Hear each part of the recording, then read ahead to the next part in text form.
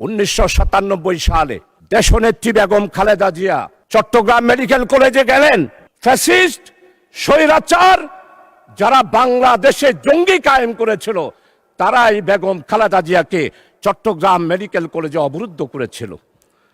আমরা জামাত শিবিরেরা Chittagong medical college থেকে দেশনেত্রী বেগম খালেদা জিয়াকে সালাউদ্দিন কাদের চৌধুরীর আহ্বানে জামাত এবং শিবির সেই দিন বেগম খালেদা জিয়াকে আমরা উদ্ধার করেছিলাম। 1997 সালে দেশনেত্রী বেগম খালেদা জিয়া বৃহত্তর বিরোধী দলের নেতা ছিলেন। চট্টগ্রাম মেডিকেল কলেজে গেলেন, অবরুদ্ধ হয়ে গেল।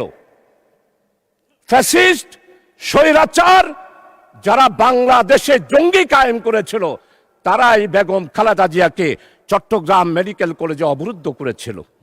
আজকে আমাদের মরহুম শহীদ সালাউদ্দিন কাদের চৌধুরীর ছেলে আছে হুব্বাম কাদের, আমাদের সম্মানিত অর্থমন্ত্রী, চট্টলার কৃতি সন্তান, যার পরিবারে উনার আব্বা নয় উনার দাদা থেকেই মন্ত্রিত্ব ওনারা পেয়ে আসতেছেন, সেই রকম সম্ভ্রান্ত পরিবারের সন্তান উনিও দেশনেত্রী বেগম খালেদা জিয়ার সাথে মেডিকেল কলেজে ছিলেন।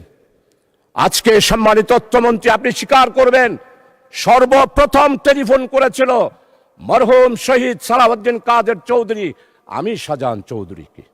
আমি তো জামাত, আমি তো শিবির, কিন্তু সেই দিন আমরা জামাত শিবিরেরা চট্টগ্রাম মেডিকেল কলেজ থেকে দেশনেত্রী বেগম খালেদা জিয়াকে সালাউদ্দিন কাদের চৌধুরীর আহ্বানে জামাত এবং শিবির সেই দিন বেগম খালেদা জিয়াকে আমরা উদ্ধার করেছিলাম।